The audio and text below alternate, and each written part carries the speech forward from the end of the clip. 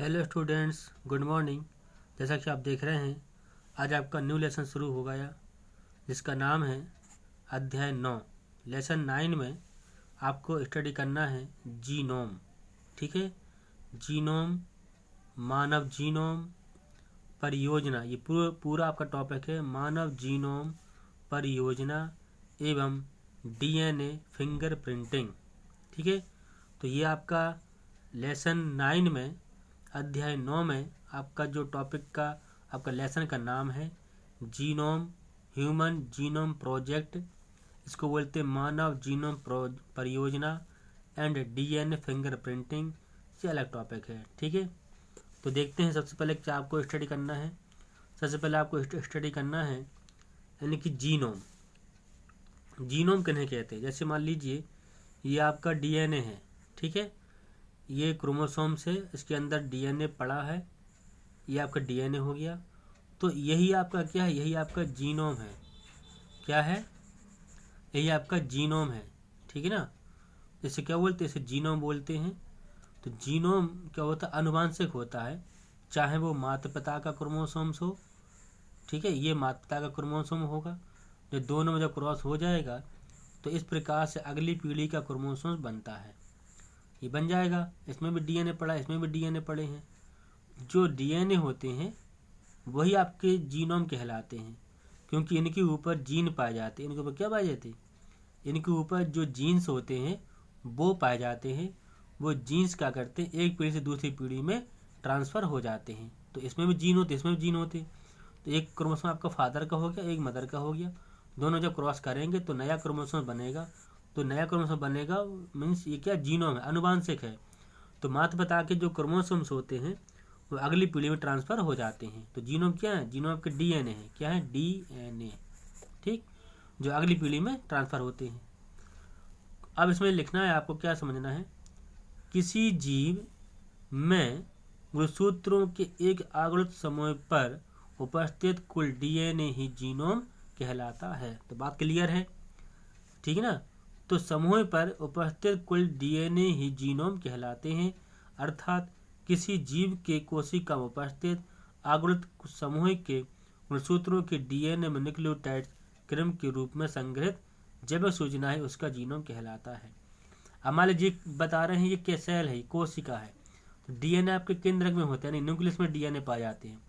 अभी सूचना जो जो देंगे वो किसे देंगे? वो एमआरएनए को देंगे।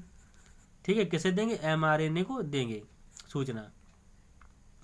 ठीक है, जब इनको देंगे तो क्या हो जाएगा? जब सूचना देंगे तो देने का हम ये आपके एमआरएनए को देंगे। एमआरएनए से कहाँ पहुँचे? साइटोप्लाज्म में पहुँचेगा। तो जो सूचना जब दे रहे हैं तो डीएनए दे रहा है, इसलिए डीएनए क्या है? डीएनए आपका जीनोम है। ठीक है, तो इस प्रकार से आप देख रहे हैं कि इसमें क्रम के रूप में संग्रहित जैविक सूचना इसका या इसका जीनोम कहलाता है। तो इसमें सूचनाएं भी होती हैं, इसको टेप रिकॉर्डर भी कहते हैं डीएनए को। तो डीएनए पर उपस्थित क्षारों का क्रम, अब डीएनए पर क्या है? क्षारों का क्रम है। तो जैसे मान लीजिए डीएनए क्रोमोसोम जो बड़ा होता है, ये डीएनए बड़ा है, ये डीएनए आप देखिए। अब इसमें क्या होगा? इसमें ए लगा होगा, डबल बॉन्ड टी लगा होगा, यहाँ पर क्या जी लगा होगा, ट्रिपल बॉन्ड सी लगा होगा। मतलब जो डीएनए होता है उसमें आपका एक क्षार लगे होते हैं। तो ए डबल बॉन्ड टी और जी ट्रिपल बॉन्ड सी, इस प्रकार से पूरे डीएनए में ये पाए जाते हैं। तो ये क्षारों का क्रम ही किसी जीव के अनुवांशिक सूचना का निर्धारण करता है। तो यही आपके क्या करते हैं? यही आपके जो क्षार होते हैं जो सूचनाओं का क्या करते हैं? निर्धारण करते हैं। ठीक है, जैसा आपने अभी हम आपको पढ़ाया, क्षारों का एक किसी जीव के अनुवांशिक सूचना का निर्धारण करता है। तो जीनोम शब्द का सबसे पहले किसने किया था? विंकलर नाम वैज्ञानिक ने 1920 में दिया था। किसी जाति की एक समष्टि के सभी जीवों के जीनोम सम्मिलित रूप से जीन पूल या जीन कोश कहलाते हैं। तो जीन आपके जीन हो गए और कोश मतलब कोशिका हो गए। तो इसमें जो जीन्स आपके होंगे वो जीन पूल या कोश कहलाते हैं। तो इस प्रकार आप समझ लीजिए कि एक क्रोमोसोम्स के ऊपर लगभग 3000 जीन्स पाए जाते हैं। कितने पाए जाते हैं? 3000 जीन्स पाए जाते हैं।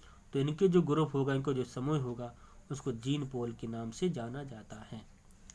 ठीक है, दूसरा आप देख रहे हैं टॉपिक है आपका जीनोमिक्स। तो जीन से बना है जीनोमिक्स। पहला आपका है जीन, अनुवांशिक जीन, और दूसरा मिक्स यानी कि तत्व या कण। तो हमने जीनोमिक्स को 2 भाग में डिवाइड कर लिया, ठीक है। तो आप यहाँ पर देख रहे हैं सन 1986 में थॉमस रॉड्रिक, इंपोर्टेंट टॉपिक है ये, शॉर्ट नोट आता है। थॉमस रॉड्रिक ये वैज्ञानिक सर्वप्रथम जीनोमिक्स का शब्द का प्रयोग किया था। तो जीनोमिक्स शब्द जीनोम से लिया गया। कहाँ से लिया गया? जीनोम से लिया गया, क्योंकि जीनोम से ही जीनोमिक्स बनता है। तो जो किसी जीव के अनुवांशिक तत्व को दर्शाता है, किसे किसे दर्शाएगा? अनुवांशिक तत्व क्या है? आपके डीएनए है। क्या है? डीएनए है।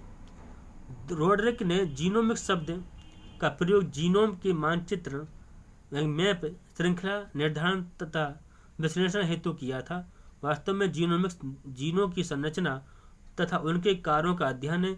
हमारे शरीर में 260 प्रकार के लगभग 100 ट्रिलियन कोशिकाएं पाई जाती हैं। सभी में 23 जोड़ी गुणसूत्र होते हैं, जिनके अग्रत समूह पर मानव जीनोम डीएनए के रूप में उपस्थित रहता है। तो आप मान लीजिए हमारे शरीर में कितने प्रकार के होते हैं? 260 प्रकार के पाए जाते हैं जीनोमिक्स। अब इसमें कितने 100 ट्रिलियन कोशिकाएं पाई जाती हैं। ये कोशिकाएं हैं, तो प्रत्येक कोशिका में डीएनए पाए जाते हैं, यानी कि 23 जोड़ी पाए जाते हैं, ठीक। तो सभी में 23 जोड़ी गुणसूत्र होते हैं, जिनके आवर्त समूह पर मानव जीनोम डीएनए के रूप में पाया जाता है या उपस्थित रहता है। अतिरिक्त डीएनए कोशिका के माइटोकॉन्ड्रिया में पाए जाते हैं, जो संतानों पैतृक द्वारा स्थानांतरित हो जाते हैं। बकाया जो डीएनए होते हैं वो दूसरी पीढ़ी में ट्रांसफर हो जाते हैं। तो इस प्रकार से आपने देखा कि जीनोमिक्स कहाँ से लिया गया है? जीनोम से लिया गया है। तो आपको ये वाला पार्ट, आपको ये वाला टॉपिक, आपको ये टॉपिक दोनों आपको नोट करने हैं। तो थैंक यू।